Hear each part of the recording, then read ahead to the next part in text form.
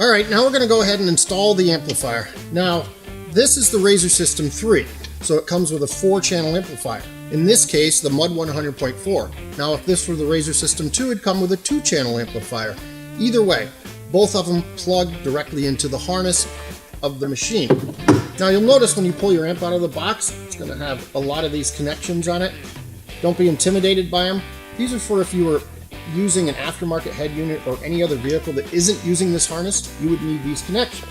But since we are using this harness, we're going to remove all the connections from the amplifier that shipped with it. Now, this is going to include the power and ground extensions, the turn on extensions, and the speaker extensions, because these are going to plug directly into this harness.